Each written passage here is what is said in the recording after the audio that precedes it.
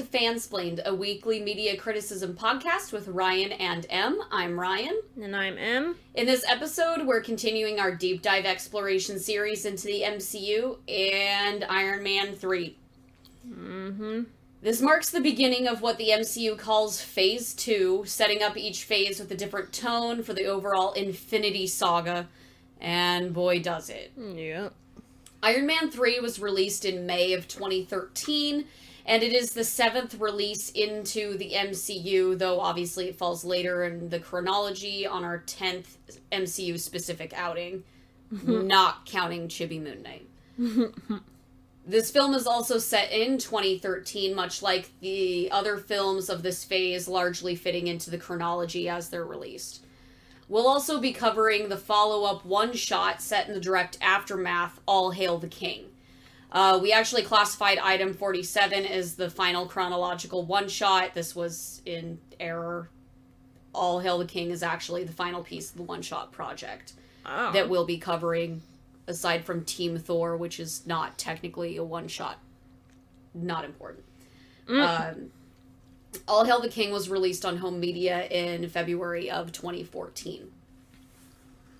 So both Iron Man 3 and All Hail the King were produced by Marvel Studios, backed by their then-new parent company, Walt Disney Studios Motion Pictures. What a mouthful. Yes.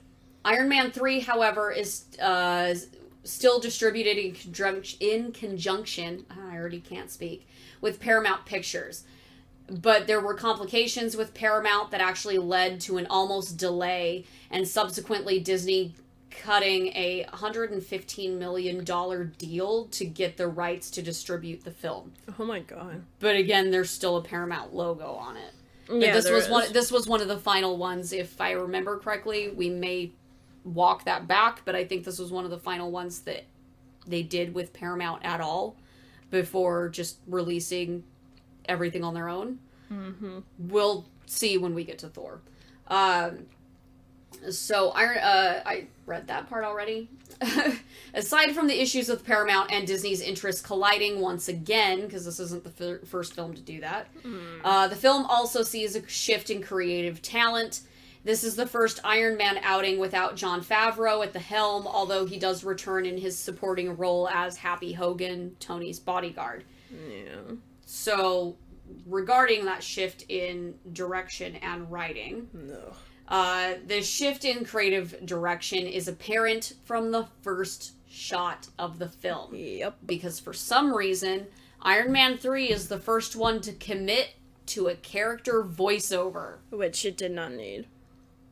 Yet we saw them try and do this in Agent Carter, and it didn't really work with that, and they only tried that with the introduction.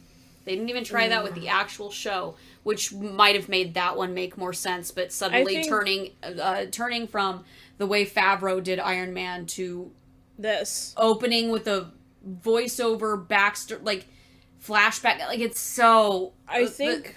The voiceover just tells you everything that happens in the movie. I think the only Marvel movie that's ever done a voiceover narration and succeeded with it was, Thor Ragnarok. Yeah, but even that one's not, from start to finish. I know, that's why it works. This is what happened to me. That's why it fucking works. I know. It feels like a film way out of its era. Even in 2013, it feels like a really dated decision, which we have discovered. So I'll get to that in a hot minute. Iron Man 3 was written by both Shane Black, who we've covered before a little bit, and Drew Pearce, and was directed by Shane Black, because we've talked about Shane Black in the context of offering, script fixes on other stuff before.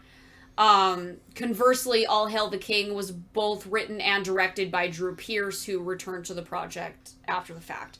So we've discussed Shane Black before and his previous work, which includes a lot of 80s era action films. Yep. And this is what I mean by his stuff feels pretty dated. Yeah, it does. Because, everything he makes feels kind of dated. So much of his writing lends itself to that 80s era of movies, and it just feels like it's kind of stuck there a lot of the time. Which one was the one you were showing me clips from? With, the female lead. The Long Kiss Goodnight. He wrote that one. Yeah, so what you showed me of that film and what, like you told me about it while we were watching clips of it, it really feels like a lot of Iron Man 3 is trying to remake a lot of that movie. Yeah. Not the whole thing, obviously, but a lot of it. He didn't direct that movie. Gina Davis's husband at the time, who also went on to direct the infamous Cutthroat Island, directed The Long Kiss Goodnight. Yeah, but if Shane wrote it. Yeah, he wrote it, and now he's wrote and directed Iron Man 3, which, a lot of Iron Man 3 feels like retreading of The Long Kiss Goodnight. Just, not the whole thing, obviously, but definitely moments of it. Yeah. Feel that way. Yeah, a lot, especially, like, when you open with this very, like, it feels like a completely different movie than Iron Man. It feels like I'm getting some kind of, like, John Hughes movie. Mm-hmm. The way that it opens. And, like, we even remarked on how the fight scene in Tennessee and, like, in downtown, wherever they are, it because it's a Christmas movie, obviously, it feels a lot like Gremlins. Home Alone, but it also feels like Gremlins 1. Yeah, the fight there in Tennessee feels like Gremlins.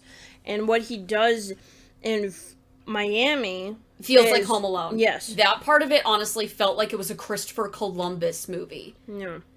Wild to me. But, I just don't get it. Honestly, I shouldn't be surprised about the way that they handle Tony and Harley specifically, and Harley, for those who don't know, or, who aren't super initiated, Harley is the name of the little kid that Tony ends up stealing the garage from. Mm-hmm. Borrowing, whatever. Shane also has this thing where he likes to do these action movies where the main guy has this really annoying kid sidekick. Yeah. Ironically... Except in The Nice Guys. Or no. No, that kid is in The Nice Guys. Well... He is. Yeah, but he's not a major... He's not in there No, enough. I know, but this is more what makes it feel like one of his 80s films. Yeah. Because it feels very, like, Last Action Hero-esque. But see, that's the thing, is that The Nice Guys was a really good movie. It was genuinely funny. It was really good. If Iron Man 3 had been, like, if it had looked anything like that, I might have enjoyed it more. It had great aesthetic. It had great period details in it. It was so good, and that's why I'm going back to this one and being like, what the fuck happened here? Spoilers, we did not really enjoy this movie that much.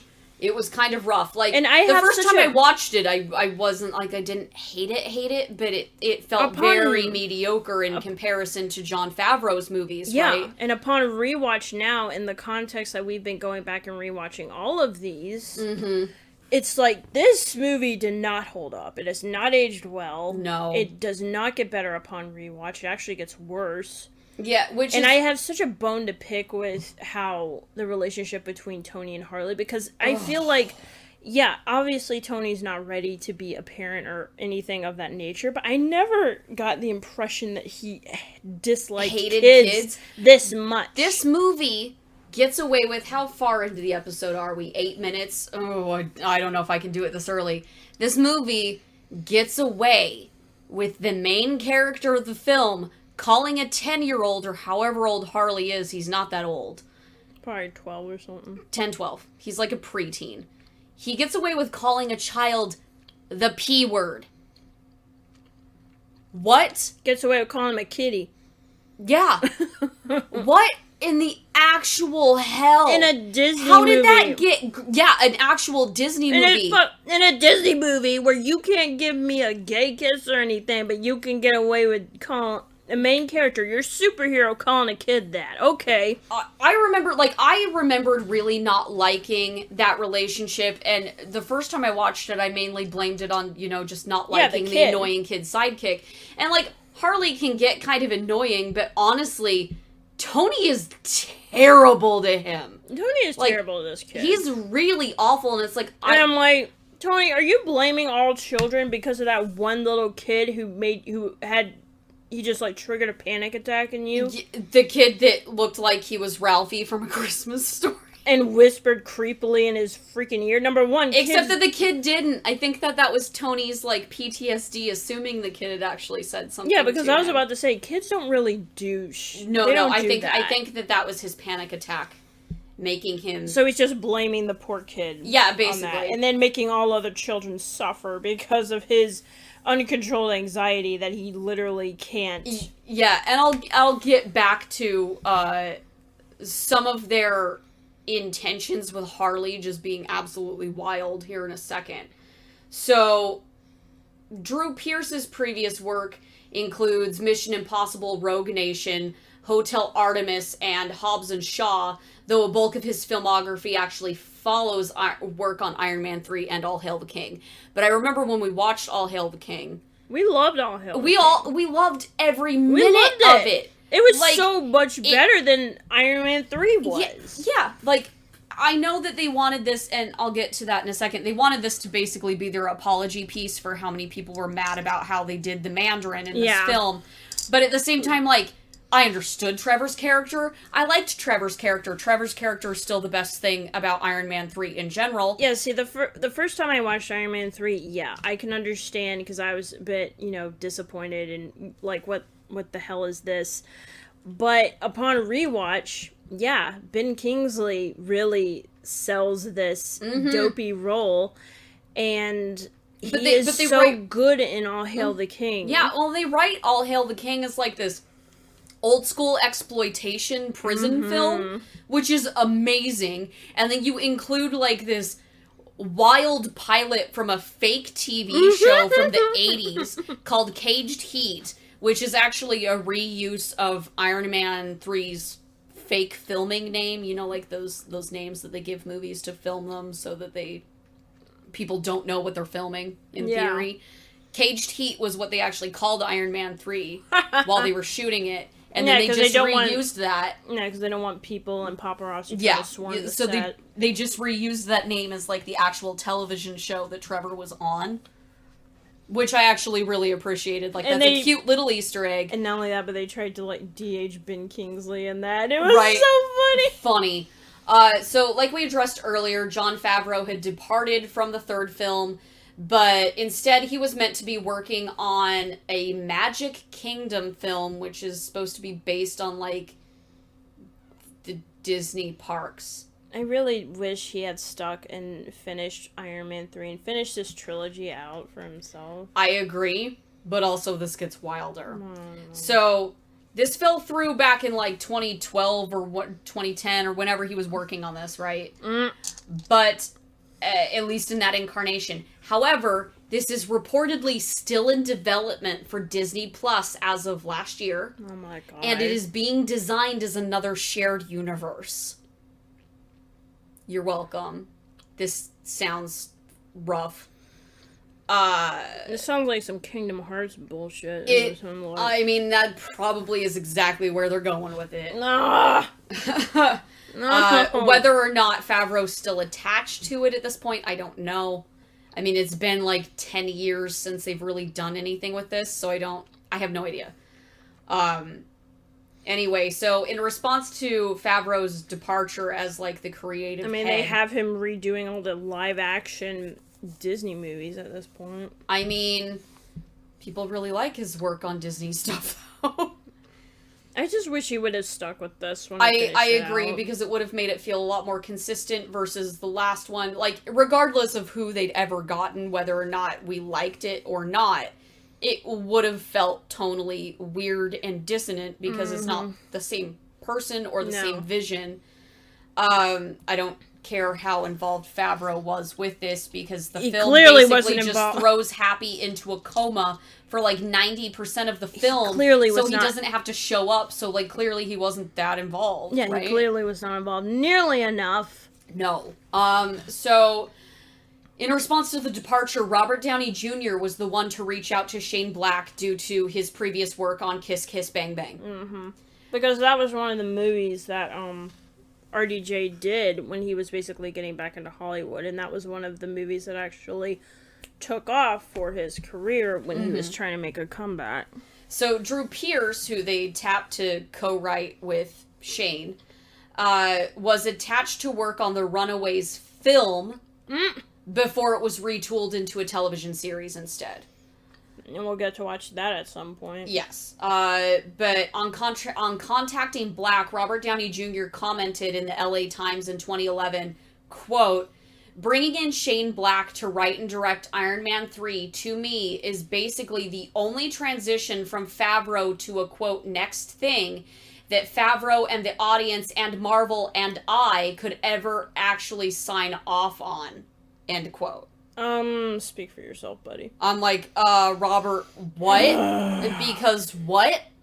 This wasn't anything like your other outings as this character. Nothing. Like, you have to know this was weird. Like, I know he was trying his damnedest, but the script and the direction does not do him any favors. It also really doesn't allow him to do a lot of his off-the-cuff stuff, and you can tell.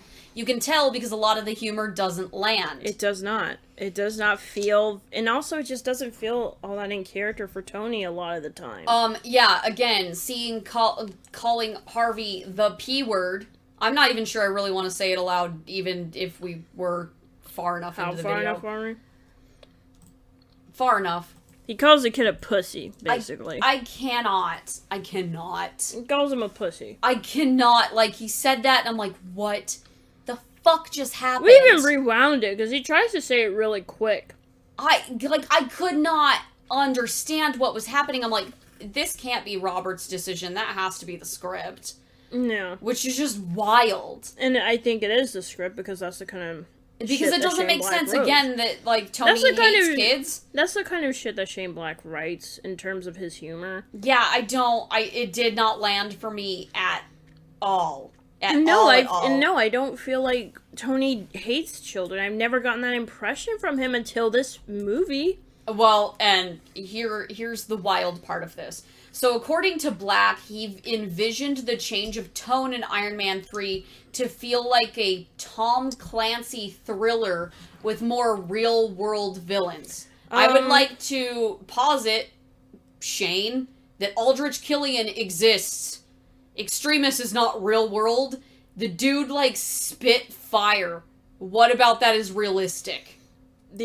Honestly, when that scene happened, all I could think was, you have awakened the dragon. Also, like, what do you mean it's more real world? Because you actually, for the first time in Marvel movie, well, in the MCU history, we're referencing the actual president, well, not the actual president, their fake president, but we're referencing real world events, and getting kind of dicey with our representation of said real world events. Like, instead of, like, vaguely mentioning, like, foreign countries or whatever, we're literally mentioning the war on terror, we're mentioning Saddam Hussein, we're mentioning, like, it's just like, are you serious? This doesn't make it more real world. Like, actually, it just makes it more confusing and kind of irritating because these other movies did not have to stoop to that, and Favreau's movies could have been a lot worse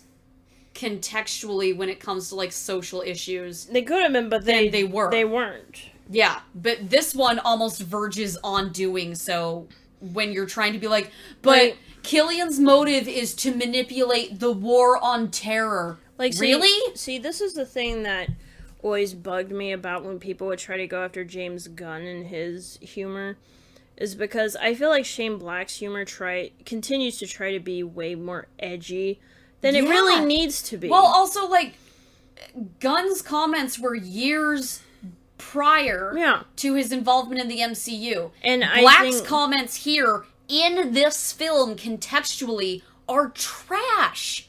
No. I cannot believe that you wrote your main character that I am supposed to empathize with, regardless of him having anxiety issues.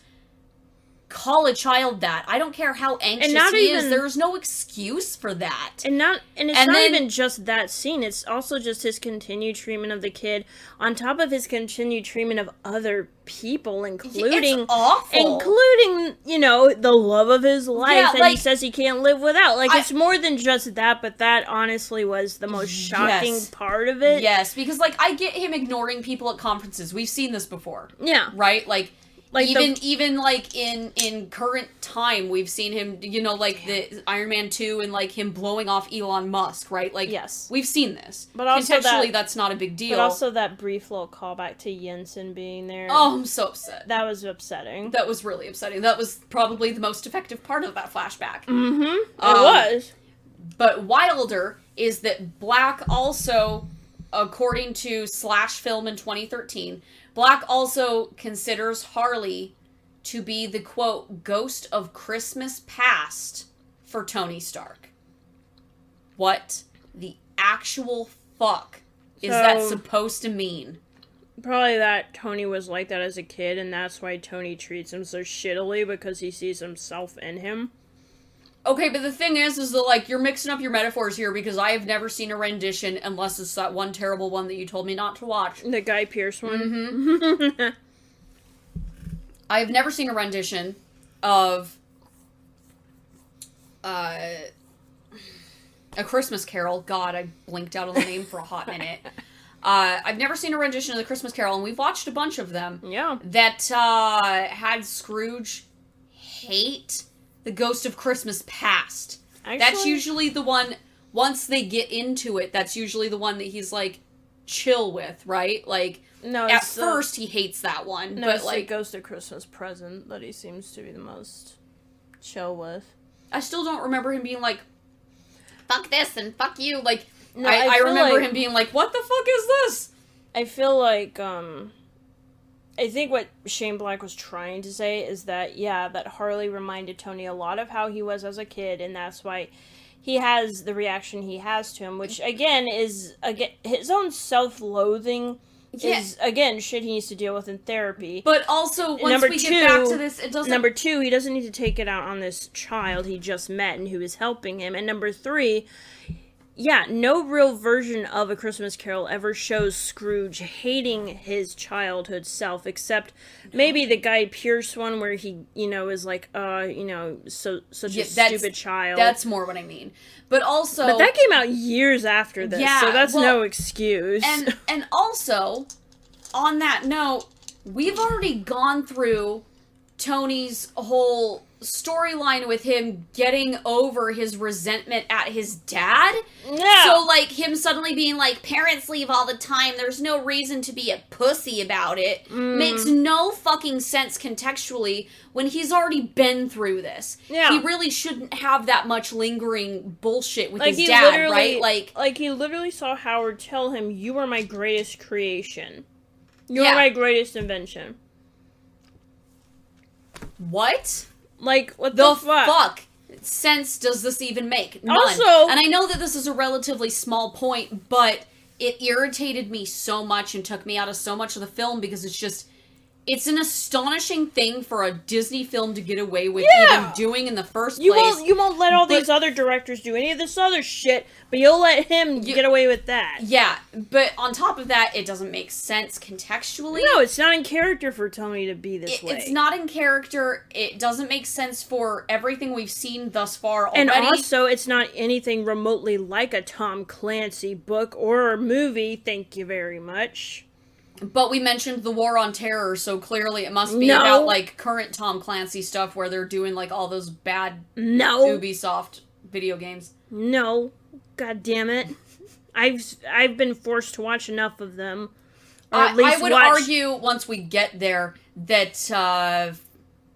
Captain America the Winter Soldier gets there closer. That's way closer to Tom Clancy. That one actually feels like a thriller. This is not it. No, if anything, we felt the length of this one. This one felt so long.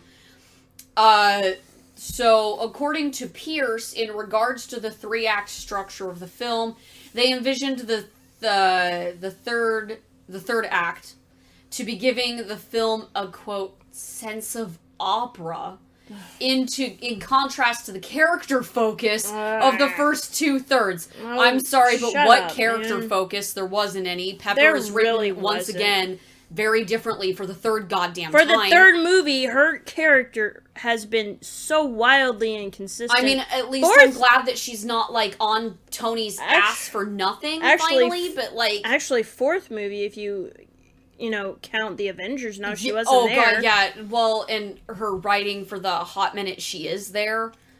Ugh, God. Rough. You want to talk about But in terms of Iron Man films, it's the third if time you want that to talk they've about really you want to talk about an inconsistent character, Ugh. it's Pepper, because she has not been the same from movie to movie. And yeah, you want your characters to develop and grow, but there has to be some kind of narrative consistency where I can see that, yes, this is the same character we started with. Yeah, this does not feel that this way. This movie has no narrative consistency with the other films, and that's what makes it so irritating. So, in theory, the story of Iron Man 3 is heavily influenced by Warren Ellis's extremist storyline in the Iron Man comics from 2005 to 2006. This is actually why the president, who has never before been seen or named in the MCU unless it's like some historical president, and we've talked about that with Agent Carter, about how they fucked up the vice president when it was supposed to be a thing that they should have known. Whatever. But this is the first time we've seen active political figures who were not just random senators. They actually show us a president, they name a president, we don't know anything about this president. And they have a vice president. Who's, a bad guy. Miguel Ferrer. R.I.P. So, this is why the president is given Ellis's surname, as it's a harkening back to Warren Ellis. That's why it's President Ellis. Fine. However, despite the relative importance of Maya Hansen in the extremist storyline, she's one of, like, the major characters in the storyline. The film was shifted to make Killian the central villain due to Marvel Entertainment executives allegedly worried about, quote, merchandising losses from a female villain, according to Uproxx in 2016. In addition, the final film also sees many of its female characters given much smaller roles than intended. Thanks so much, Marvel. And note it's Marvel Entertainment, not Marvel Studios. Because these are different people, so it's a whole different political game. This is why you get, like, Perlmutter wanting very specific things with, like, the Netflix series versus the movies versus whatever, because, like, all of that shifted around so much. But note that this is not Marvel Studios, this is entertainment, as in, like, the bigger conglomerate company. But yeah, they were so worried about not making money on merchandising for Iron Man 3 that they didn't let us have a female villain. To be fair, and we'll get to this with acting, that might have been a blessing in disguise. Maybe. Because the movie could have been worse. It could have. But what the hell? Like, they're just outwardly telling you, no, we don't think female characters can do anything. Okay, cool. Thank you so much. Well, I'm glad, Cate Blanchett got the chance to be Hela. Oh my god, so cool. Could you imagine if her role had been, like, diminished? Yeah, and they'd made, like, Carl Urban the main villain or some shit. Behold, my Staf. He wasn't even a villain, he was just kind of a guy. He was just a Chad. And he was very good in that role. He really was, and I loved him, but I wouldn't have liked him as a central villain. No. And here's the thing, like, it was years ago that I read Extremis, to the point where, yeah, I could see the similarities in Iron Man 3. I could see certain plot elements in there. But the thing that gets me the most is that one of my biggest impressions from the graphic novel was just the art, and how a lot of it just, it almost felt like an indie film. The way how everything looked, like the way the art was done, it was very kind of minimalistic. They tried to do, like, realistic coloring and shading for everything. It felt honestly like an indie Iron Man film in a graphic novel, kind of. And I feel like you were always going to have problems with that kind of storyline because of not just the storyline itself, but everything that you need to tell in order for it to make any sense. but I feel like there was a way you could have done it, and this was not. This was not it. This was not it. No. In contrast, All Hail the King was intended, also according to Black, to be an apology to fans who were so angry about the Mandarin's depiction in Iron Man 3. Though we see little in the same vein of other representation, apparently. Yeah. Sorry, I'm still just as mad about your sidelining female characters and Marvel basically admitting that they did it, allegedly. So All Hail the King was almost intended to be a prequel one-shot, as Trevor was slated to die in an early draft of Iron Man 3. Once this was changed, however, Trevor's story was shifted to follow his post-film exploits, a move that Drew Pearce liked more for its active tone. I have to agree, because I don't think this would have worked as well as prequel.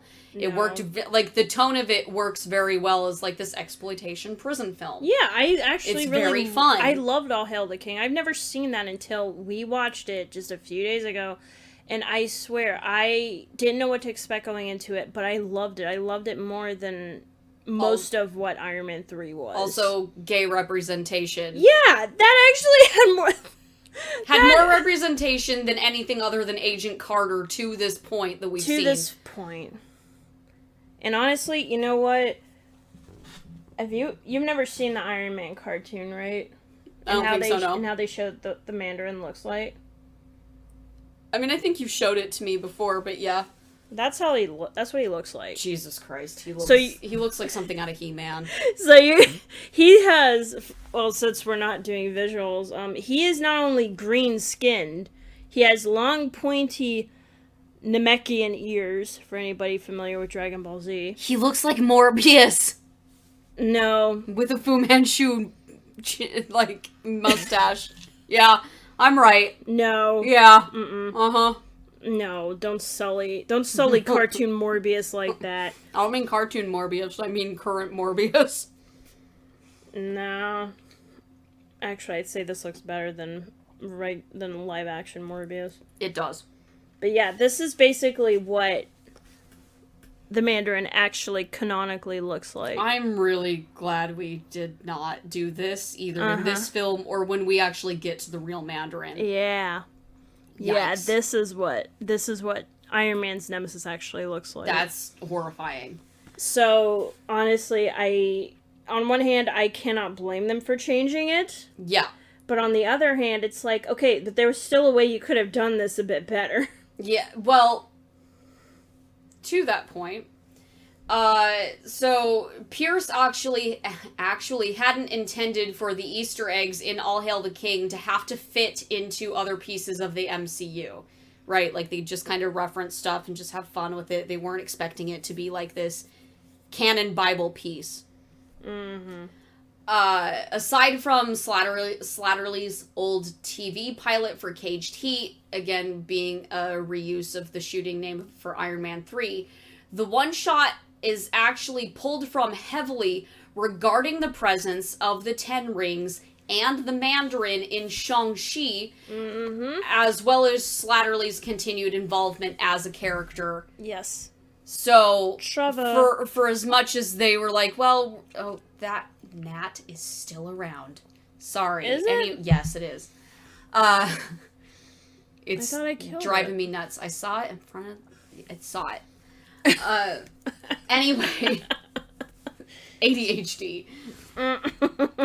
So for as much as they weren't like really trying to adhere to like a very serious like canon adherence with this one shot, it's actually probably more important for canon than the movie was. Yes, it was actually. Because here's the thing, even though Tony blows up all of his suits at the end, guess what? He still has plenty more when we get to Age of Ultron. Yeah, but all he has to do is just make more. Like, there's literally no actual reason for this movie to exist. No, absolutely not. None. Not really. He learned nothing. We're rehashing stuff that's already happened. So, as much as I used to complain about, like, Tony's character death really happening for real in Civil War because it makes no sense, it's actually here.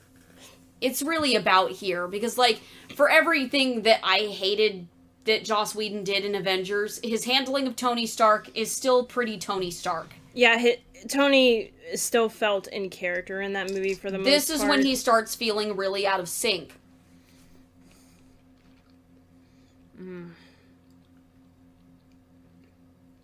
Tony basically isn't in character from the Avengers, or from the Avengers onward.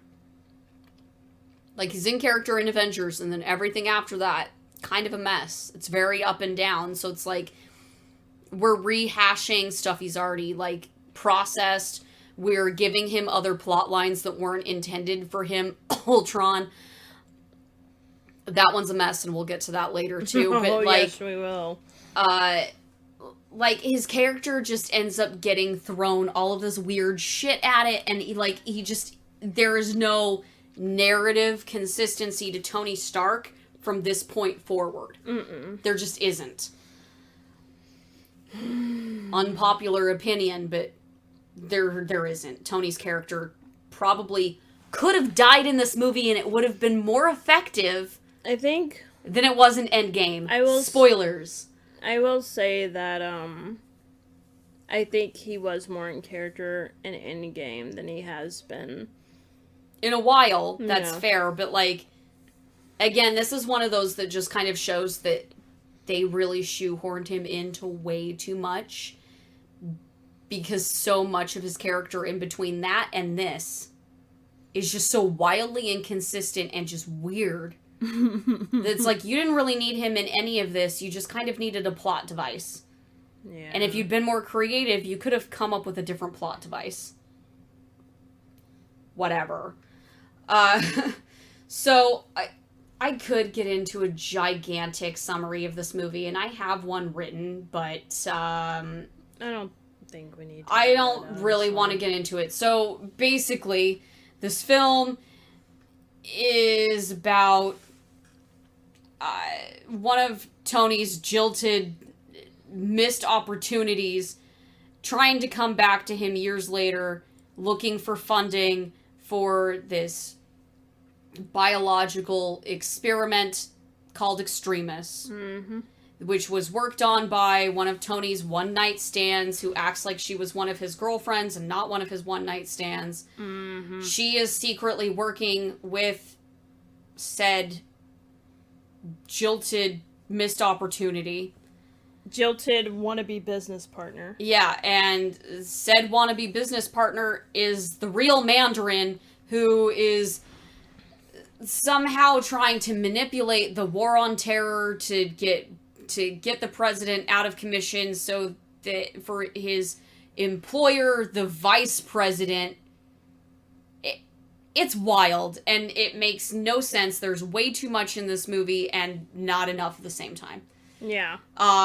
Suffice it to say, like, Tony's basically fighting this dude he thinks is the Mandarin, who, surprise, is not the Mandarin. It's this other guy who's been fucking up his girlfriend for the better part of 30 minutes off screen. They do a weird S&M scene with Tony tied to a bed spring. A bed frame. And it's really terrible for women because no one's ever in it.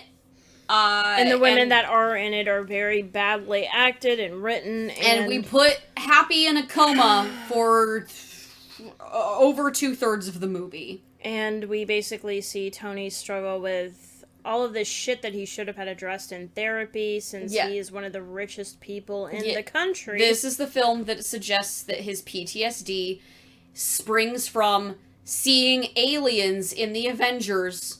Rather than the very real trauma that he's had since Iron Man 1. Yeah, when he was, kept in a cave and tortured and shit. And saw this guy die, who we bring back in this film to reference just to pull at your heartstrings a little bit, but don't give enough nuance to, bring up his trauma again in a narratively consistent way. Yeah.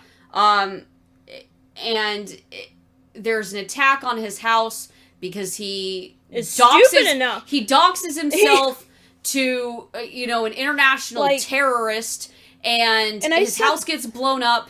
And I said this even he ends up in a state hundreds of miles away with a broken suit, which is how he ends up stealing Harley's garage. Like, and I even said this when we were watching it. Like, yes, I can imagine Tony being reactionary. I can imagine him being very emotional after what happens to Happy. But I legit cannot fathom him actually doxing his house. He would have given an address somewhere else. Especially when his supposed motivation to keep is Pepper keeping safe. Pepper safe, and he doxes the house that she lives at with him on global news. Not even, like, national news. Global news. And not only that, and is surprised. Has no security protocols in place. And is surprised when there's a missile coming at his house. And he not only that, but sees the missile on the fucking news instead of any of the numerous cameras or Jarvis doing his job. Like, there's a missile approaching, sir. Anything. Like, this makes no sense. It is literally just done to get Tony out of California and into backwater Tennessee, and to tease, so that we can sort of explore what happens to with extremists, and to or something. Tease Pepper having the Iron Man suit on, which again, because Killian basically experiments on Pepper and gives her extremists, and we get to deal with that for a little bit. But it's magically cured by the end of the movie, so it doesn't even matter. Yeah, you literally said. You predicted it before we even got to the end that it was going to be like, oh yeah, it's just a throwaway line at the end. It's just a throwaway line. We don't even see how it happens. Nope. It's just a throwaway line. Oh, well, she's better now. More fucking summarizing exposition that should have been in the film. Yeah. Not a voiceover that sounded about as half-hearted as the entirety of this film was. Yeah. Like, for as much as he's trying his damnedest, those voiceovers really sound like everybody was phoning parts of this in. Which, again, makes him saying that he wanted Shane Black to do this. I'm like... It's really weird to me. It's really weird because it doesn't feel... Yeah, those voiceovers don't really feel like your heart's in it. Yeah, I know that that's not, like, the most concise summary of this, but I had one written out, but, like... It's too much. And honestly... None of it makes sense narratively, consistently. Like, there isn't a summary that really summarizes it because none of it makes sense from scene to scene. Yeah, it's wildly convoluted and yet doesn't have nearly enough to make sense. Like, yeah, he does a come at me bro to a terrorist on the news, doxes himself. And then Pikachu faces when his house is blown up and Pepper is captured and he's stranded states away on the other side of the country. Yeah. Okay. You fucked around and you found out, Tony. And then he pals up with Rhodey, who is using Iron Patriot for some fucking reason. We don't know. And when you get into, like, the narrative consistency of this film, I know this goes back to writing more than anything, but when you get into the narrative consistency of this film, especially with the stuff that comes after it, I don't understand how the politics of this movie fit in to the reveal in Captain America. Yeah. Because I don't know where these political figures suddenly are. I don't know either. I don't know where we'll get. You know what? We're spoiling everything anyway. It doesn't matter. But, like, when we get to the Hydra reveal of, like, all of the government, like, we know that one shitty senator is Hydra. Yeah. Okay, great, because we could have pegged that. But what about this president that we just introduced? Like, did his term expire before fucking Captain America happened? Yeah, like... Because that wouldn't make sense because it was set in 2013. Yeah, when you were watching... this president was basically at least elected instead of second Obama term. Like, this fucking movie makes no sense in the context of the chronology of the MCU. Absolutely none. It makes no sense. All it does is just overcomplicate everything. It makes no sense in the context of the chronology, and it literally serves no narrative purpose for Tony at all. Other than to just confuse everything. Yeah! It's wild, so I have no idea if, like, this vice president was in Hydra. We don't know. I mean, because he was just kind of attached to extremists. So we don't know. We don't know if Killian was ever attached to Hydra because, like, we never talk about this. We never. Ever. Like, you'll never see Killian ever again. Maya's dead, so you'll never see her again. Whatever. Like, there is no summary here that makes sense because it doesn't matter. Yeah, how we basically talked about it is really the best you're gonna get, because it's very, again, it's long-winded, it's convoluted, and yet it thinks it's so much smarter than it actually is. And yet it has so little substance to it. Yeah, it's not a fun outing. No.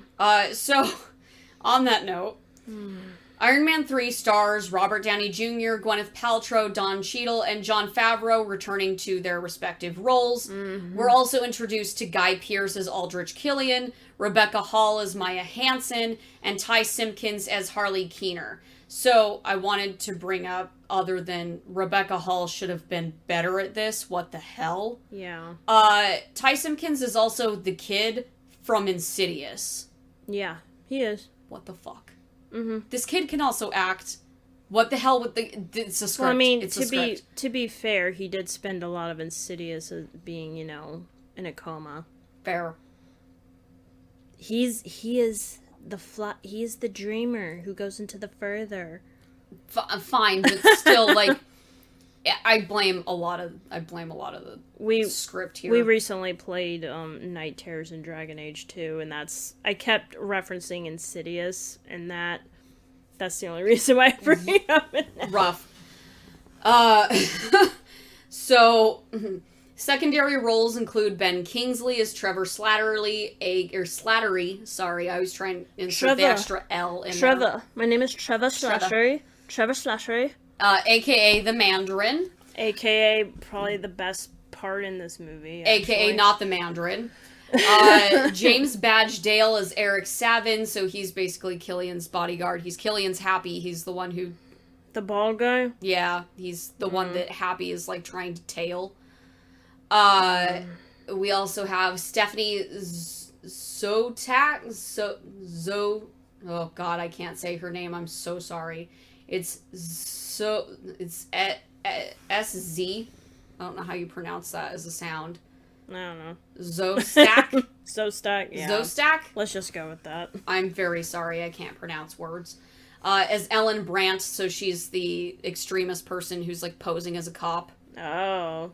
She's that lady who... Yikes. This film is also weirdly violent in places. Like, they literally show us a body dangling off power lines. And yet, again, like, you can see absolutely all of, like, Shane Black's very 80s influences here. Also, weird. That's the other thing, is that you mean to tell me these people who can, like, be on fire and shoot fire out of their mouths, they don't burn the clothes off of them?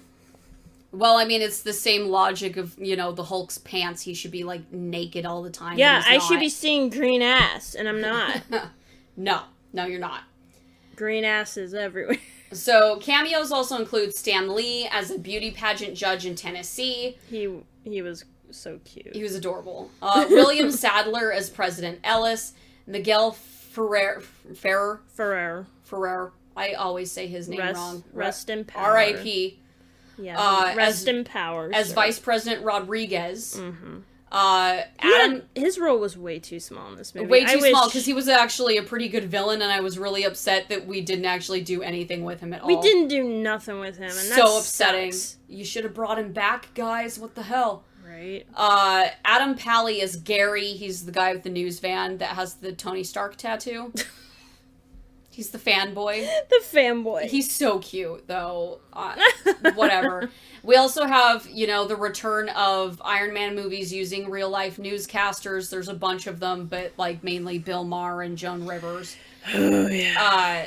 Except that that's not even done in a way that's consistent with the other Iron Man movies either. Nope. It feels weird in comparison to the way Favreau handled it. Mm-hmm. And then you also have Sean Taube reprising his role of Yinsen for a hot minute. Mm-hmm. Literally. And Mark Ruffalo reprising his role as Bruce Banner in the post-credit scene when Tony really needs a therapist and instead goes to Bruce for some fucking reason. And he's like... Bruce also feels the same way, to be fair. That one actually felt more in character than, again, the rest of the movie did. Yeah, and also he literally tells Tony, I'm not that kind of doctor, man. Why are you coming to me with this? And why are you telling me this for? Just every time. But, yeah, like, Bruce even tells him this. Tony just keeps going anyway because Tony doesn't want legitimate help, apparently. No. Apparently not, even though he can clearly afford it.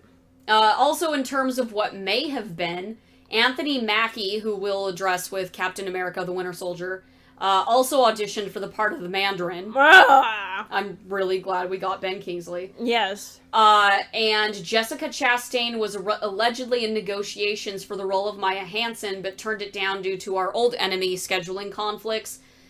Thank God she did. Thank God she did and not get saddled with this terrible movie, but at the same time, like, Rebecca Hall's acting was so singularly flat. See, I nobody else's acting was quite as special as hers. Like, when we were watching it, I kept being so put off by her acting, and I finally figured out what it was, like, when we were, like, at the third act, and I had to pause it to just articulate what I was feeling, because I knew there was something about it that was throwing me off. Not just that it was bad or that it was flat. There was something really off with it. And I realized what it was, and that it's the fact that she over-emotes with her face, yet her delivery is just so... there's nothing to it. It's so weak. It's just so... She feels like she's one of those kids in high school or middle school even when, like, the teacher's making you read stuff, and it's always that one kid that, like, the teacher's doing it to make the kid participate, but everyone else in class is just, like, groaning because it's, like, the one kid that you don't want to read things because it makes it so boring and just... slow and awkward because they're not connecting with the material at all. It's like that. Yeah, she's over-emotive with her face, but her whole delivery is very stunted. It's very banal. Yeah. It's very... She does not care. And this is the thing, she won a Golden Globe for Vicky Cristina Barcelona, like, and she was really good in The Awakening. Like, she has been she can act, but not in this. She absolutely can act, but this was awful for her. It's singularly, she was just the weakest link in this entire film in terms of acting. She was absolutely the weakest, and it was just so shocking to me because I've seen her do so much better, but this was just... Because it's like... It was off-putting as fuck. It's one of those films where it's like, I would give a lot of people a pass because it's a singularly not fantastic script, right? Because like, I don't really rag on RDJ too much for this, mainly because, like, it's not his acting that was really my issue with Tony Stark. It wasn't his acting, that was the writing. Yeah. With Maya, it was both. It was both. Like, her writing was pretty bad, and I could have given, like, the actress a pass on it if she'd been at all committed to it. She was not committed to this at all in any way. Her delivery is just so singularly bad. And, like, can you imagine... We almost had an Oscar-winning actress playing Maya Hansen. Well, I'm glad she didn't because it was a shit role anyway. It was a shit role for Rebecca. It was bad. It would have been bad for Jessica. And also, excuse you, you expect me to believe that Tony would have left a woman that would have looked like Jessica Chastain? Oh, right. That's some horse shit right there. I mean, yeah, Oscar Isaac married can't even, like, resist that. I mean, I'm not saying that anything's actually going on, but they have, like, their chemistry's through the fucking roof, right? Well, that's because they're in Aries and Pisces. They're insane. Yeah. But no, I feel like that whole role was just singularly bad for Rebecca. It was really bad for her, but the acting was so singularly bad, and, like, that's really telling...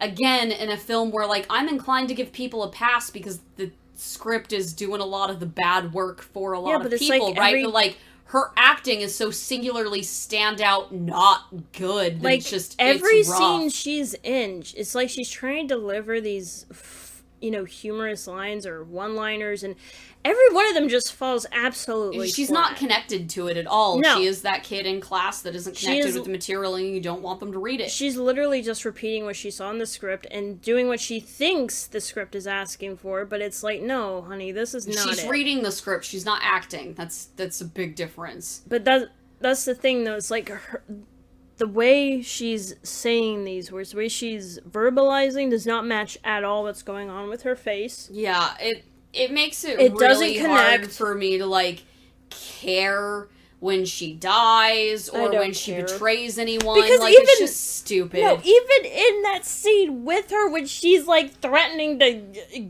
gut herself or whatever, or stick herself with that needle in her neck, she comes across like this like a sullen teenager, like, I'm just gonna do this. I'm just gonna do this.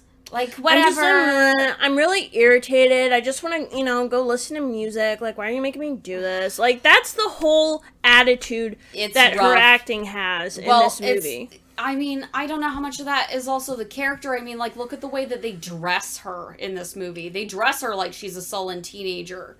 No, the character is not like that in the comic. Oh, I know, but in this movie, like, they dress her in, like, casual mini skirts and sneakers.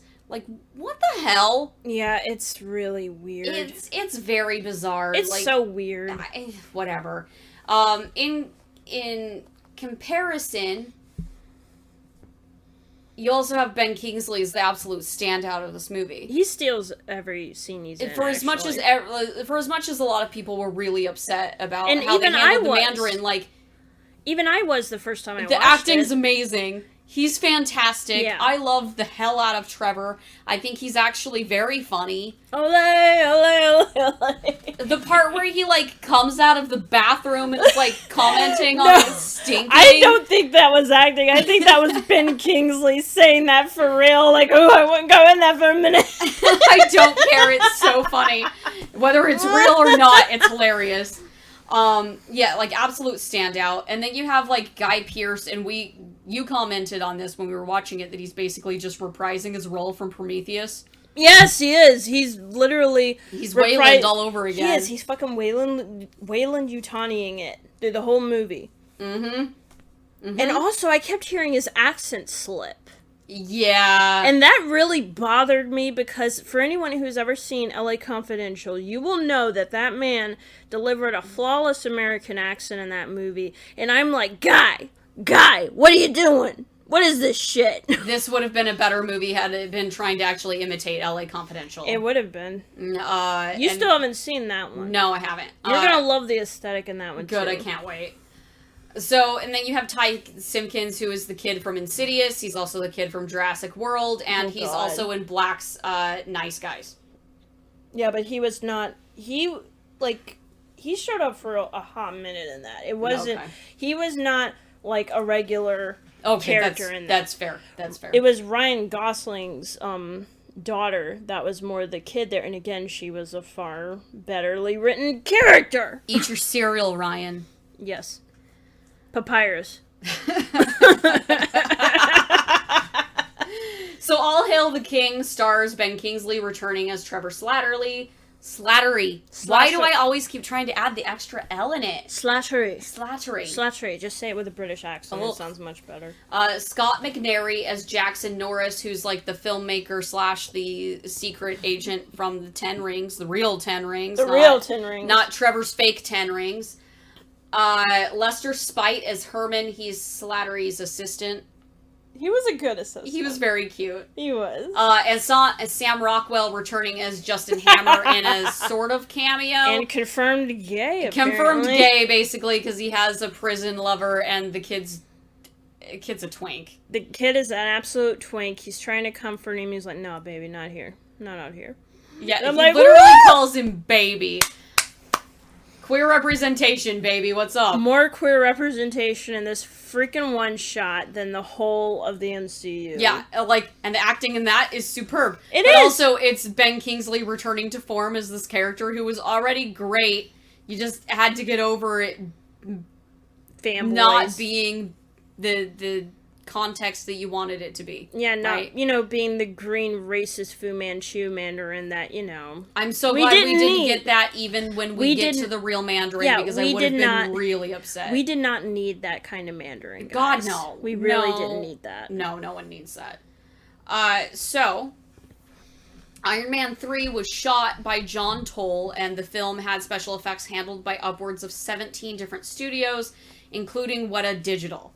So, Toll's previous work includes Braveheart, Legends of the Fall, God. The Thin Red Line, Jesus. The Matrix Resurrections, Tropic Thunder, Oh my God. Jupiter Ascending, and a bunch of other shit. So this Why- dude is amazing when it comes to visuals. So Why the fuck did this movie look the way it did?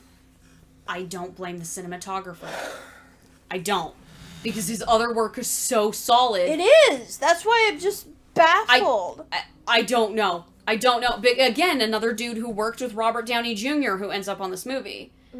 Right? Tropic Thunder was and he great, also does though. a bunch of stuff with the Wachowskis. Tropic Thunder was great, though. But yeah, he also did Jupiter Ascending and then got The Matrix, basically because he did Jupiter Ascending, at least I assume, because Yeah. he hadn't worked with the Wachowskis before Jupiter Ascending, and then gets The Matrix. Yeah, it's because they liked Jupiter Ascending so much, and whatever anybody wants to say about Jupiter Ascending, that movie is gorgeous. It does. It's a very pretty movie, It does regardless of how dumb you think it is. It's a very pretty movie. I think it's a very dumb movie, but I will say it does have some really great visuals at times. It's gorgeous. I will say that. It's gorgeous. But yeah, like, this is a guy who makes, like, very serious period pieces, very serious war movies. Legends of the Fall is And one then- of those movies that you're like... I love that movie. It's such a depressing-ass movie, but man, it looks gorgeous. It really does. So, no, this is not a case where I blame the cinematographer. Also, like, he handled that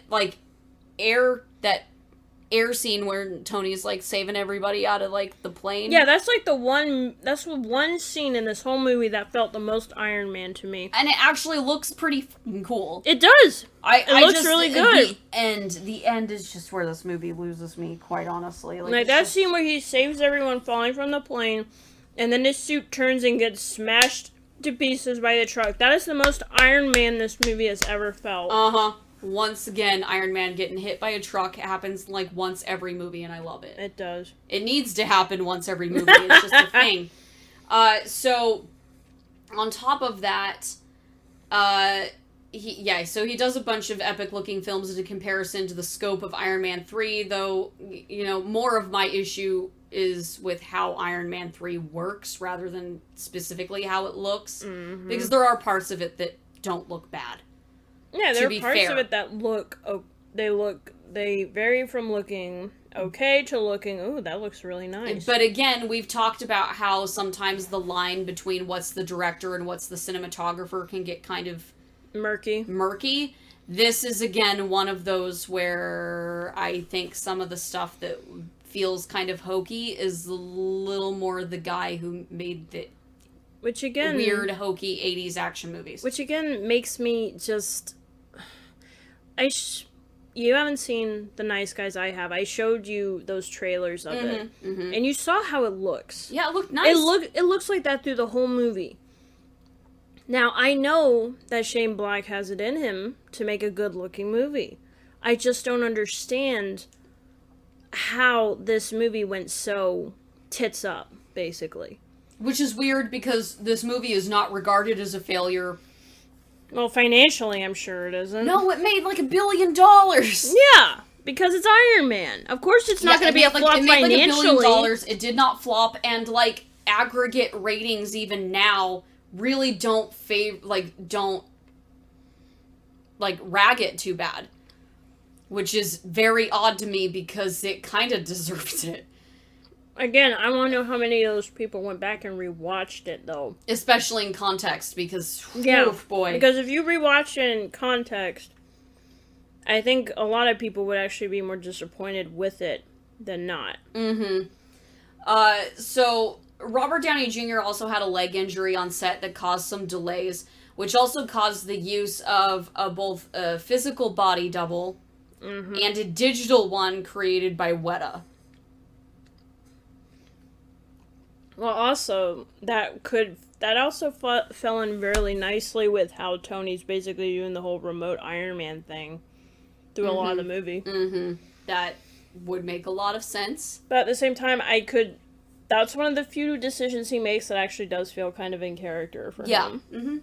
Because that is something that Tony and Howard both did was continuing to try to push the limits of the technology. Mm-hmm. Yeah, that I don't have an issue with. Yeah. So, outside of that, Brian Tyler handles the music for both Iron Man 3 and All Hail the King, though the theme from the Caged Heat pilot was composed by Mike Post. Yeah.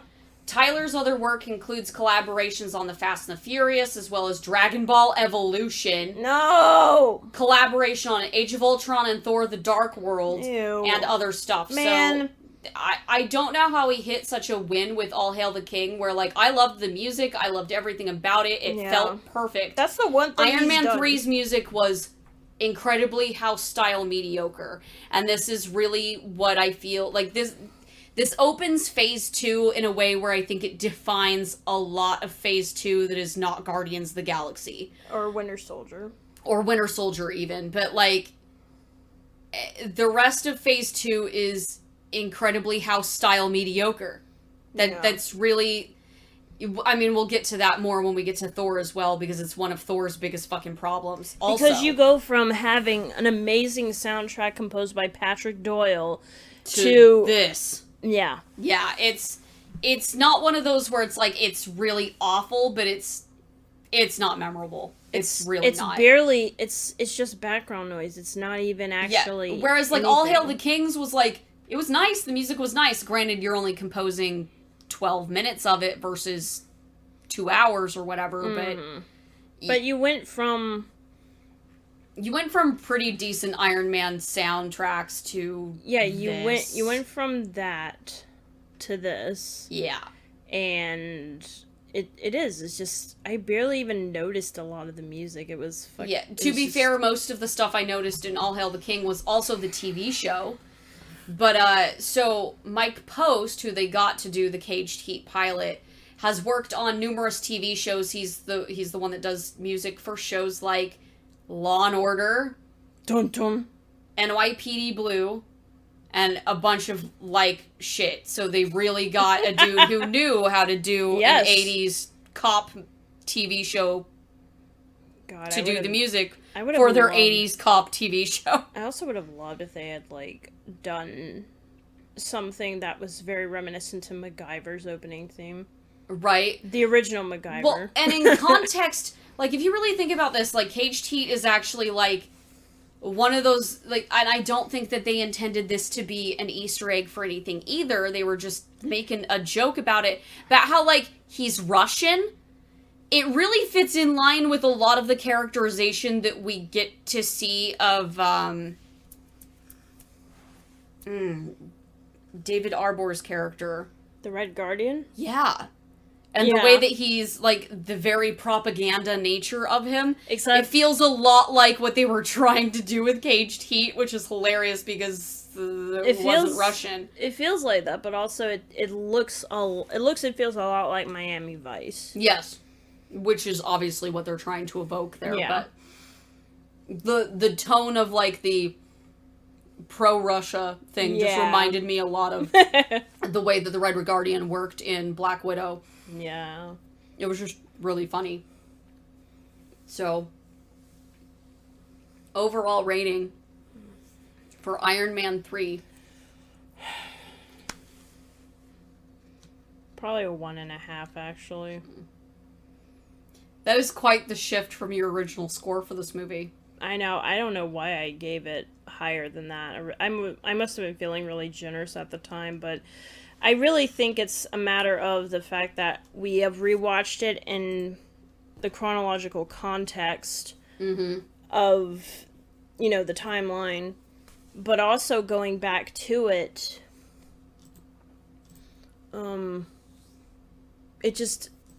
it really doesn't. It does not age well. No. It does not get better upon rewatch. If anything, I noticed way more flaws with it upon rewatch. It's rough. I have noticed just how much I do not like a lot of the jokes. I appreciate Ben Kingsley's acting a lot more now, especially with what I know of him in Shang-Chi. Yeah, no, I did not like this movie. I mean, like, I liked it more than I liked X-Men 3. where that thing just made me angry from start to finish. There are parts of this that I actually enjoy in comparison to that. There are parts of this that I did actually enjoy. I enjoyed, like I said, the plane scene that felt the most in character and the most Iron Man out of this whole movie. I actually did like getting to see Tony Stark home alone it and basically have to, That was actually kind of innovative up until the point where he gets captured and tied to a bed frame. Yeah, up until that point, you actually have to see him shop for himself. Yeah, like I love that. I love that hardware scene. Like, pal him up with Ron from Parks and Rec. I know more than you. Yes.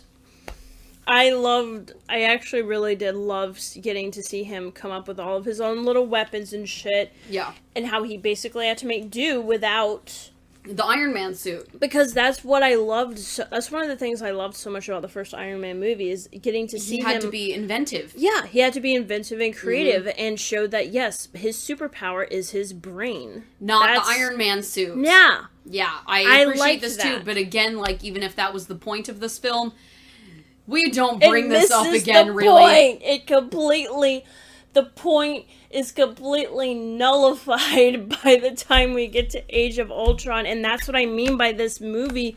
There are parts... It doesn't matter. It doesn't matter. It doesn't matter. It has no narrative weight for Tony's story or arc. It literally serves no purpose. Nope. It's just a waste. It's a waste of film and money. It was rough. And... It was rough. Yeah, that's what I mean. It's like, there are a few moments here and there I enjoyed, but overall, no. Upon rewatch, this... I'm just exhausted talking about it. I know. It's so that's tiring. how I feel about it. I just feel so sad because I love the first Iron Man, and I actually enjoyed more of Iron Man 2 rewatching it again. It's because Justin Hammer is fucking great. No. Yes. It's not. It is. No, you're welcome. You're biased over Justin, number one. I number am. two, I love him. I liked actually getting to see Tony deal with the aftermath of Iron Man 1, and I liked Black Widow showing up, and I love Don Cheadle as Rhodey. Because I know, do really like this Rhodey. Because I know he believes in gravity, and... Oh my god, we found out some stuff. We found out some shit about Terrence that. Howard needs to not be given talks at any university about anything ever. Ever. Sir. But yes, oh my god. I love his Rhodey. And... Gwyneth Paltrow's Pepper still frustrates me because, again, her character's never fucking consistent from movie to movie. Mm-hmm. I just wish Jon Favreau had stuck with this one and completed the trilogy for himself. Yes, because he started this, it was his vision, and I really wish that he had just stuck with it and, given himself that ending for it and basically given that closure for a trilogy that he created and cultivated from the start. Mm-hmm. I agree. I gave it a 2-star, which is down from my original rating as well. Yeah. Mostly because when I first watched it, it was very out of context, and it really wasn't, I didn't care if it really fit into anything or not, But yeah, upon rewatch, I'm just like, everything about this is not good. It's not good. It gets higher than X-Men 3 for me because it doesn't make me angry through literally the entire runtime. This one gets close in the sense because it's really frustrating and because I feel like I understand Tony Stark's character better than Shane Black. And it's like I feel like there are so many ways you could have done this better. Well, and you didn't do it. And, this movie has gotten props from people about how it handles Tony's PTSD. I would kind of argue, though, that, not all anxiety works like this. No, it doesn't. And they kind of have his anxiety work as, this excuse for being a dick, which I really don't love. I appreciate the fact that you've given him this to deal with, even though we should have had this as part of his ongoing trauma to begin with. Yeah, we should have had this crop up in Iron Man 2, number 1. Sure, but fine. I can appreciate that we're addressing it. Great, fine, whatever. even though we're addressing it over the wrong thing. It just I feels still don't feel like it's really done in an extremely nuanced way, No, and I it's a don't very- feel like this director was really the one to Do handle that story with that gravity that it needs to accurately depict that. It's an incredibly surface level understanding of what an anxiety disorder actually is. Yeah, like compare this to Moon Knight's first episode and how they handle DID. Steven's DID. Yeah. That is handled in a far more nuanced way, and we've barely even seen any of it. It's leaps and bounds better than this whole film handles Tony's anxiety. Like, are we literally just giving it accolades because it said that he had PTSD and named it? Because mentions it? Yeah, that doesn't necessarily mean that the depiction was Like, really that great. Like, I'm not going to give you props just for mentioning a thing and then doing whatever so with he it. had a panic attack, and that is how PTSD works on an extremely surface level. Okay, fine, but that still doesn't mean that it was done in an extremely good way. And I'm not going to give you props for that. No, like, I can recognize that, like, anxiety does not work the same for everyone. Yeah. But, like, mine has literally never... It's never been, one, that bad. But, like, two... No, I feel incredibly bad about being an asshole if I get snappy about anything, and my anxiety is not, you know, like, the root cause and excuse for that. Like, oh, sorry, I was having a panic attack. Sorry like, for what I said when I was, Like, as someone who's actually had full-blown having a moment. I've had full-blown panic attacks. Oh, yeah, same. And they are terrible. You feel like you are dying. Yeah. Okay? Like, you feel awful. You cannot breathe. You can barely think. In my case, I have, like, full body tremors. I cannot control shaking. Sure. Now, yes, I understand it will not manifest the same in everybody else. But it just, this whole... I appreciate Robert Downey Jr. trying. Yeah. God knows he tries. I really think he's a great actor, especially when he's given the right material. Mm-hmm.